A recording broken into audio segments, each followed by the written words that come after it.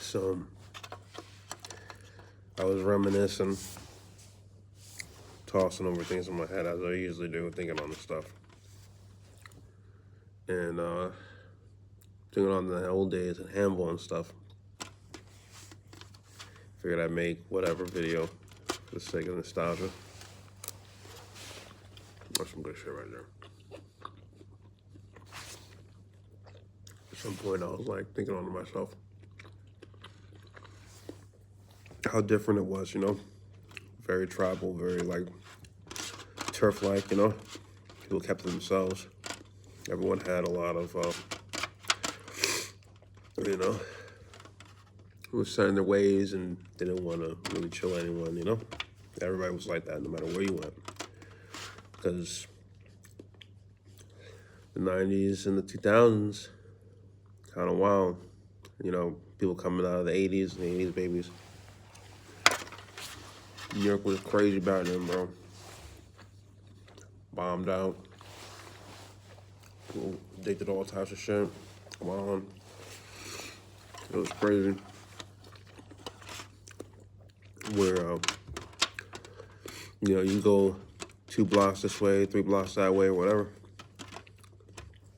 And, you know, you're not from there or you have whatever issue, you can look at somebody the wrong way. People just send down on you. It really was like that. And I was thinking onto this, I was like, bro, when we were kids, we were like fighting over territories. Reminiscing on the things. This White 12 Squad was such a dope idea, bro, and things. I was like, bro, we're gonna form this clique of friends who are from this park. We're gonna put our park on the map because out of all the parks at the time, ours was busted up, bro. It's not the way it is now. Paint coming off the walls, and it was like, it looked bad, bro. It was like almost like powder coming off the wall, asbestos or some shit. There were potholes and stuff all over the place. Things were uneven. Sheriff was even worse. You know, you can slide down the slide and get stuck by a needle or some shit. That's where all like the people used to hang out. Who would be shooting up or whatever, because it was like under the bridge, and then it was, you know, it was dark and shit. That's the one place our parents told us not to chill at in the neighborhood back then. A lot of parks were more or less the same. It was like either, I would say, condemned. And people weren't really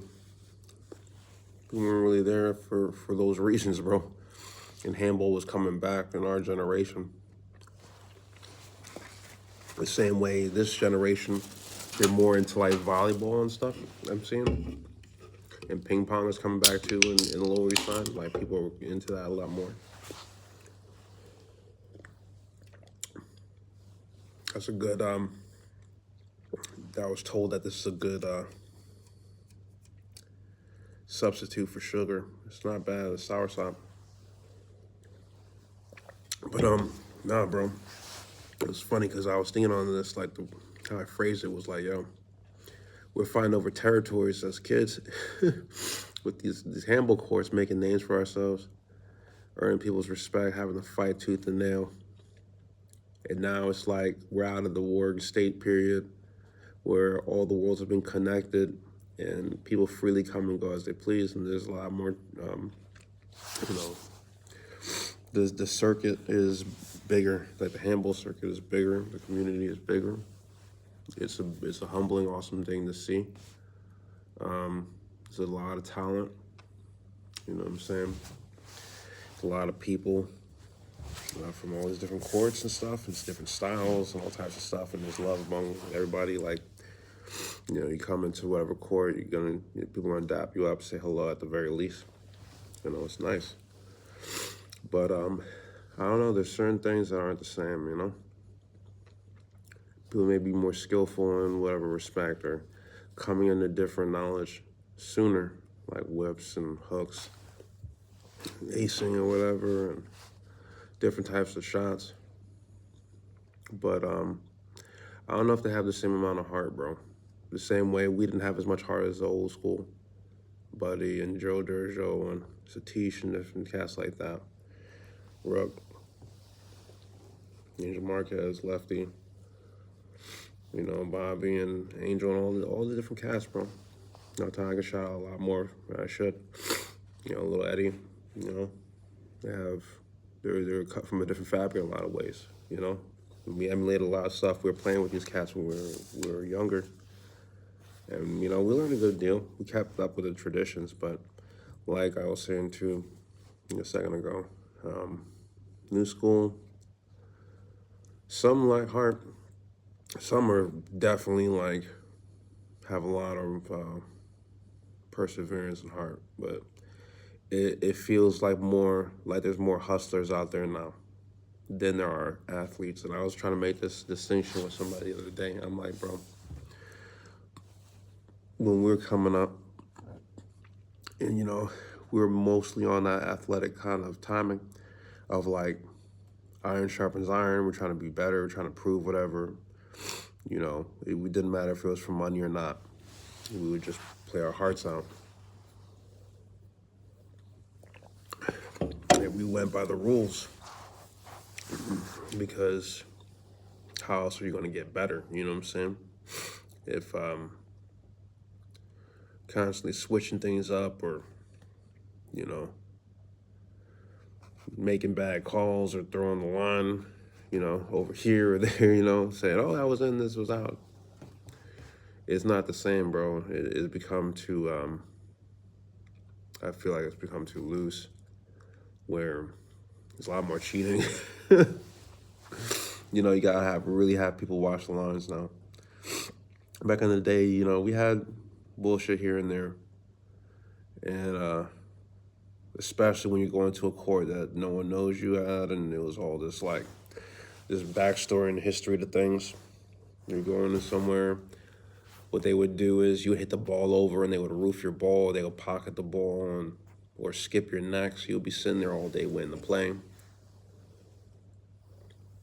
Or whatever else, they would just herb you and shit and just fuck you around. And every day, dude, every day was serious. I was told by someone at some point, between me and Aunt, after everything, you know, as kids, they're like, yo, you guys were like on the verge of getting jumped like every single day. And it wasn't even so much me. I mean, I would get mad and then I would start talking shit or whatever, or try to prove myself in the courts. But Aunt, he was really getting in people's heads, man. I got hit with tennis rackets at some point at Seward because of that. You know, these guys thought they had next. I'm like, yo, you guys didn't have next. You got to wait just one more game. They fucking swang on me with tennis rackets, hit me in my neck and my knee. I took the impact. I was like, and then I was like, you know, it stunned me. And then they tried to hit my leg. And I went with the momentum of their swing. Like, what the fuck are you doing? And these guys just ran off. And I was like, dude, did I just get jumped or some shit? I was like, wow, that's crazy. It was nuts, dude. But different times. Another time, and we'd be talking hella shit as kids, bro. You know, I used to call this dude Peter Pan or something. And this dude in the Chameleon Cat, everybody had like a ringer kind of name. Just like how I'm black and Spanish, and everybody had a certain name they went by or whatever, ringer name. And so we called this dude the Chameleon because he looked like the guy from Beast Wars or some shit, or not Beast Wars, but Bloody Roar, the chameleon dude from Bloody Roar. So everybody had a handle. And yo, at some point, bro, this dude back when Seward was still open to the public, and there was no tennis court there. It was just an open track that we used to play football at and stuff. Yo, this dude was like, dude, if I beat you, you gotta take the garbage out of the garbage can and walk around the whole fucking track like Santa Claus and shit with this shit on your back. I said, bet. The same thing applies for you. If you lose, you gotta do that exact thing. He lost. He didn't want to do it. You know, later on, we played for money. He didn't want to pay it. He said, yo, I got your money. He tried to lure me into some place. He picked up a brick like, yo, what's good? I'm like, dude, you got it. You know what I'm saying? You just mad that you lost and shit, but honorably, like, yo, it is what it is. You lost. Like, even if you get mad, you can't be mad because you lost fair and square. It's whatever. But it was real like that back in the day. Like, niggas getting chased out of places. Maybe not myself, but I seen this stuff, like, you know, different times, man. I remember Hack came in with his friend, and we were at Nexcom 2 or something, just around the corner from Nexcom. And this dude says some out of pocket, racist, crazy shit to people. And so I'm like, dude, you're wild. Like, you're not only is that wrong as fuck for you to say, and it's out of pocket and it's crazy, like, you're causing problems and shit. He walked out the door, and the second he walked out the door, he had like 4 or 5 bottles broken over his head, bro. The whole fucking street was filled up with people, and they said Spade, because again, that was my handle in Counter Strike was Spade. That was the name I went by. I was like, they were like, nah, just stay out of this. Has nothing to do with you. I'm like, yo, right is right and wrong is wrong. I don't even really know these dudes. Like, this shit is crazy that they even had the audacity to fucking talk like that for what it was worth. I'm not gonna repeat the ignorant shit they said, but it was next level. Trust me on that. And they broke 4 or 5 bottles over their head and ran them off the block. Like, it was like that everywhere, though. It wasn't just in Chinatown. It was like everywhere that you went was like that. Very territorial. Very things would escalate very quickly. You know, you don't start shit, won't be shit. Come with a matter of respect. It doesn't even have to get to that level, but it was like that. Everything was very divided and torn, park to park to park, neighborhood to neighborhood. And we were kids, going into different places throughout the whole city. And that's how the whole 12 squad thing started, because it was like, yo, we want to make a name for ourselves, we want to put our park back on the map. Our park is like in shambles, and it's like, you know, a lot of people came from our park, or, you know, different names, but no one's been there. It's like one of the most deserted parks out of the entire Lower East Side. So we're like, yo, we want to do whatever, you know, become the best, become A players and shit on some, like, I want to be Hokage type of shit. Going around, bro, holding shit down, going court to court to court, you know, from, you know, 12th Park, the Sheriff, to Neighborhood and Cherry, to Flower, Seward, you know, Knickerbocker, Coleman, Carmine, West Fork, just going everywhere in the city. Tompkin, First Park. You know, I was playing small ball on top of everything else, playing against different teams. And the pump ball, paintball, you know. And it was an awesome time, bro. Again, just earning that respect. Just going place to place, victory by victory, loss by loss. And, you know,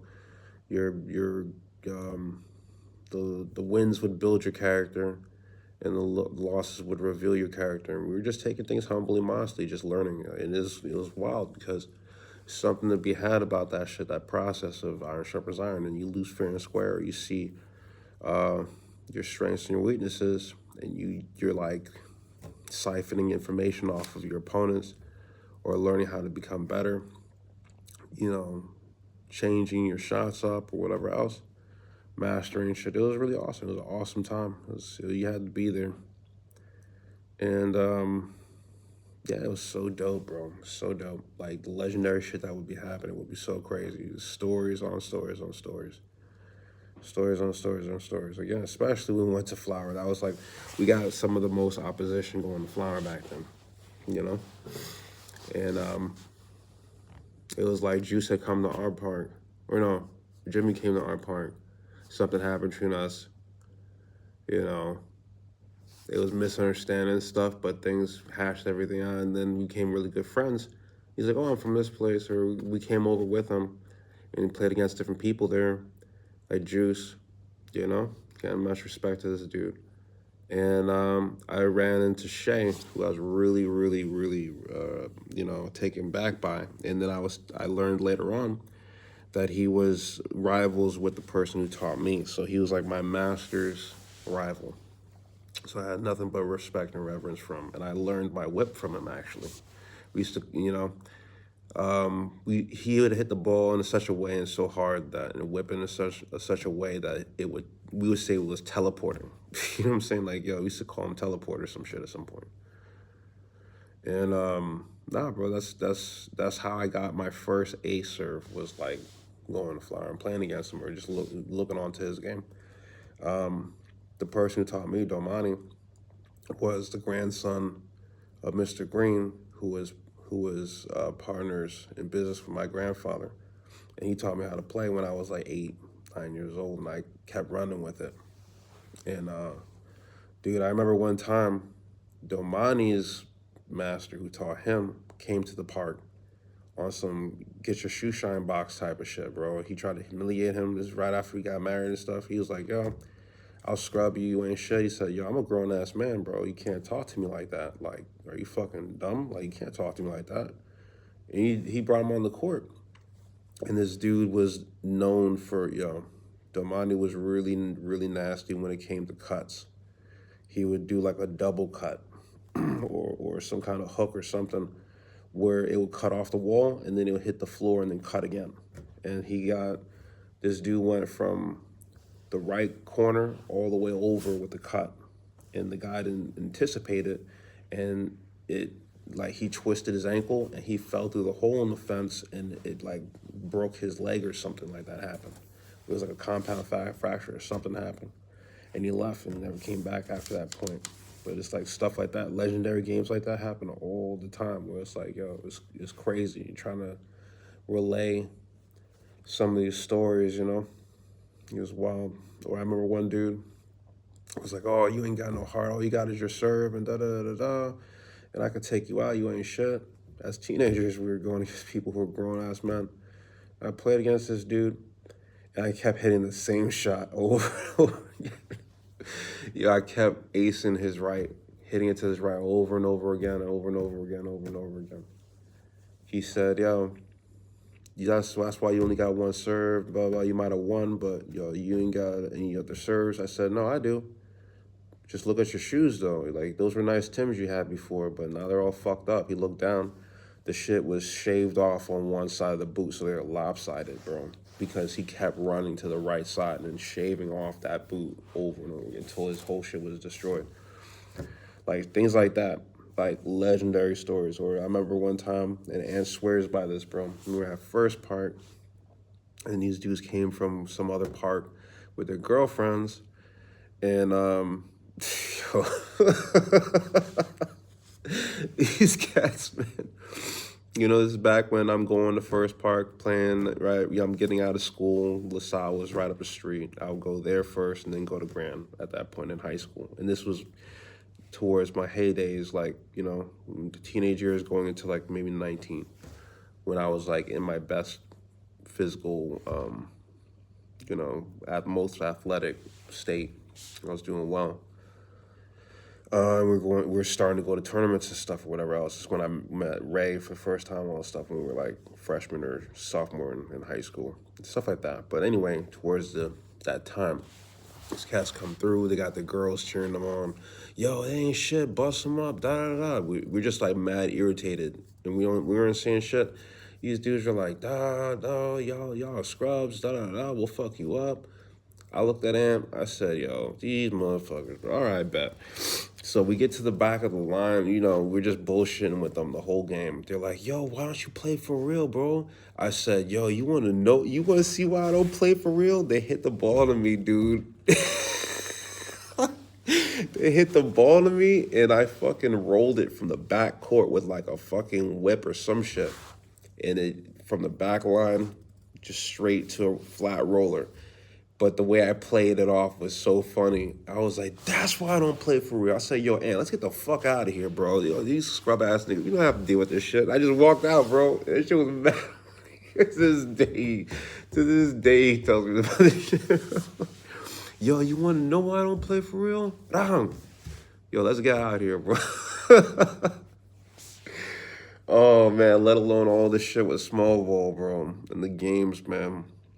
Yo, I remember Danny was on our team and shit, too. There was some point where this dude was cheating. He was doing all types of shit.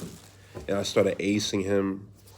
And he's like, bro, you should like blow a kiss to his girl every single time you ace him. I was like, that's next level. But yo, there's so many things like that happen. Like people throwing eggs, just mad crazy shit throughout the time. So it was wild. It was a crazy time to be alive, and we were humble. We had a lot of stuff happen where we had to realize, nah, we were really out of line in some ways, or you know, I don't know. We're kids, but at the same time, nah, we had heart, bro. Everyone had heart, and we play out straight up. And legendary games, bro, and really awesome times that I'll never forget. You know what I'm saying? Some of the people I respected the most in the courts were like Andy and High. We might have beat them like one time in our whole lives. As much as we went back with Thomas and Jimmy and stuff, you know, they were also on our list as far as people who we respected highly. Also really good cats. This is Seward was different back then. When it was actually open up to the public and stuff, there was like Kevin, there was Seth, you know. I forgot the other dude, the heavy set guy with the glasses. He would be really good with his positioning to where, you know what I'm saying, he'll box people out. Eddie was also there. And Jimmy and Thomas would play there typically and stuff. After school and stuff, a lot of people from humanities and different people, Chris groups and stuff would come through as far as the school. And then at some point we went to Grand, and it was completely different back then, bro. Again, like I said, you could say the wrong thing, you could look at someone funny or whatever, or have something happen, and the whole place would descend down on you. You know what I'm saying? At some point, they even tried to jump Batman, but the shit was not working. You know, it was not happening, bro. Some random person, like, tried to hit him, and he blocked and broke whatever stick. Like, that shit just snapped on his arm. Like, he was not playing. But anyway, I throw whatever names out or whatever, but to say, like, it was different back then. And people were, you know, again, and we not only did we sense this going in and see this time to time, but we're also warned, like, where it's like, dude, every day. Like, they were like, yo, you guys recording death because you didn't realize how close you were. I was like, yeah, I apologize for that. And, you know, a lot of people looked out for us. A lot of people stuck their neck out and, you know, took us under their wing, and they saw we weren't that bad, you know, we were all right, you know. And there were a lot of really beastly names out of that park, bro, back then. I mean, Armando was definitely, just before he went to Racket, he was one. The original Terminator, okay? Dude, don't get me wrong, Joseph Jack, right? He is a phenomenal athlete, player, but dude, the original Terminator was no joke, bro. And you barely ever saw this man smile. He just had a cold kind of expression about him where he was always on point with his shots. You know, Tory, this is back when he was playing before he switched over to MMA, you know. And Boris, you know, was his partner. This before he passed. Rest his soul.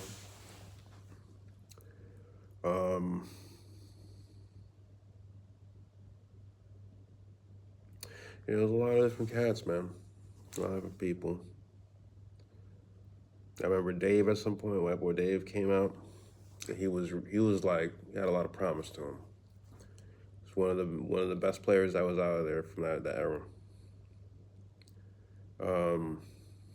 This is back in the day too, when, you know, again, people were like, yo, this park used to play with the same people, this park used to play with the same people. When we go to First Park, they definitely had pressure, you know what I'm saying? A lot of really good players, bro.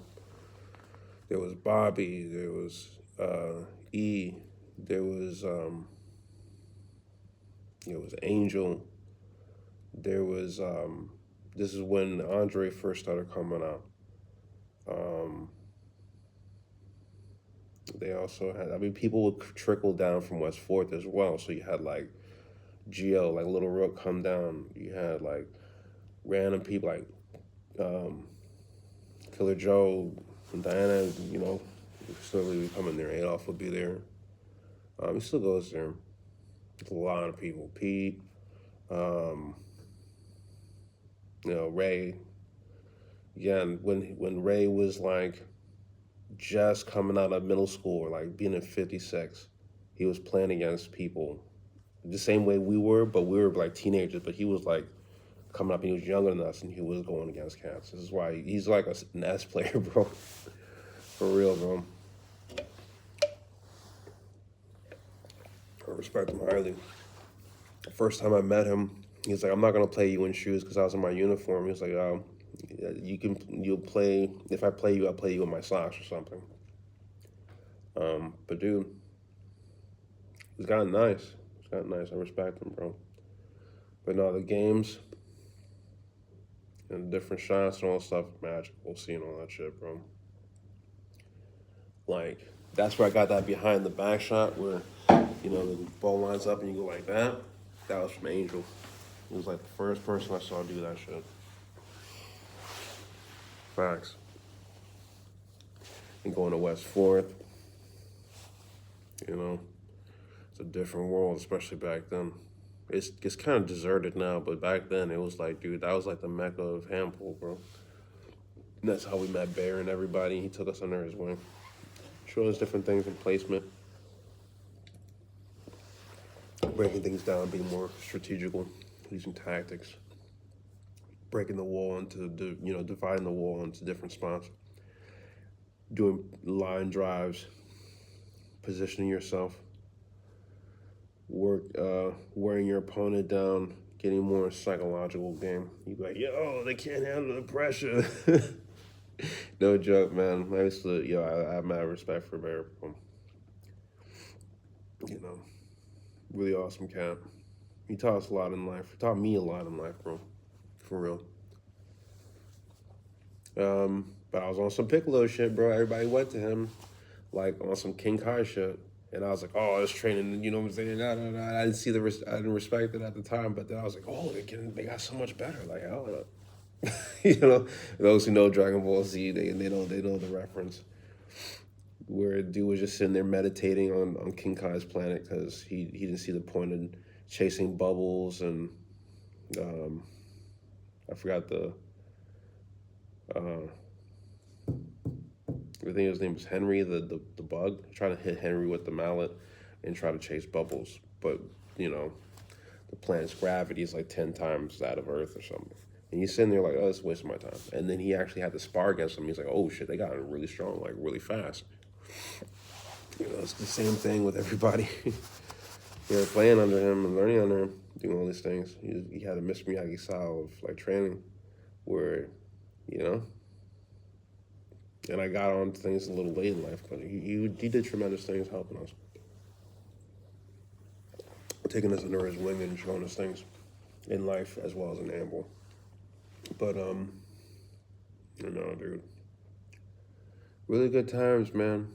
And I came back after all these years in respects to this. Some 15 plus years. No, it was more than that. It was more like 20 years. Like, because the whole thing with mental health thing was like 19 years ago. So around that time, 19 years ago when I left New York City, I was in the peak of my game, was physically at the top and mentally up there as well. I came back, I was in shambles, man, in all ways. I had a lot of problems in life, and it took me a long time to return to a state of health, but also, at least in respects to handball and stuff, like, things were completely different. And at first, I was like, no, I may leave this alone. I'm going through a lot of problems. I may retire. I don't know. I love the sport. I love the sport. It's everything to me. But I'm like, I can't keep up anymore. I have all these injuries. You know what I'm saying? I have all these problems. And then people, I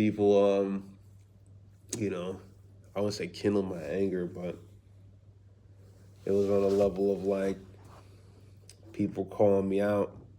And I was like, no, hell no, bro. One of the major dudes who did this, I love and respect from his posts. I go back and forth with him all the time. He's gotten very, very good as well. We're very similar because he had a temper. He's gotten a lot of that stuff under control since I met him. But he's very athletic, or in the sense of like he competes. He's very competitive, and his thing is about the principle. Like he's not gonna sit there cheating you and shit. He's gonna call every shot. He's gonna call every point. He's gonna be honest, and I respect that. He's an athlete. Same thing with Ace. I enjoy playing with him. There was another dude on the other side. I only saw him one time. He came out and said, "Oh, what do you think you like? Where do you see yourself? You're like a C player, right?" I'm like, "Dude, who the fuck are you?" Like, you know, that's like you come out. I'm like, that's some shit that the next generation would do. Like, come out and just say you're a duck or something. And you don't even know me from a hole in the wall. Know who I am at all. And you're gonna just say all this shit, and I ended up playing him, and I was like, dude, I haven't played in like 15 years. I'm still able to keep up with you. I'm like, come on, bro. And I said, look, like for future reference, you don't want to go and do that. It's insulting. Like the same way you don't want to go up to somebody who you don't know at all and start joking around with them like you're that close and shit. You can't do that. You got to relax. And he was trying to say whatever and try to judge me and shit at the time because whatever, like I'm speaking with a few syllables or I sound whatever kind of way, so he thinks I was born with a silver spoon in my mouth. I'm like, it's far from it. You don't know me like that. You know what I'm saying? It's whatever. But that's what inspired me. All that stuff running into people inspired me to get in shape. And within a single fucking summer, I went from like, you know, 250 plus pounds. It was like when I was at the heaviest, I was 270. Then I got down to 200. Then I went around, did all this stuff, came back to New York. I gained all this weight in the time going in and out of hospitals and having whatever issues, and I got it back down, slimmed down again. So they inspired me to come back, man. There's a lot of really good players, respectable players, and now Grand is like the new West Fourth and shit. It's dope, man. It's really dope. It's humbling to see. We wanted the sport to become an Olympic sport, a national sport. Pushing for that when we were kids. That's all we wanted. But to have the community as it is, where you come in and we're just like a family, a close-knit kind of thing, this is a beautiful thing, bro. It really is. I really enjoy it very much so. And everybody's gotten so much better. And it's all love, bro. So let me get out of here. Someone's calling.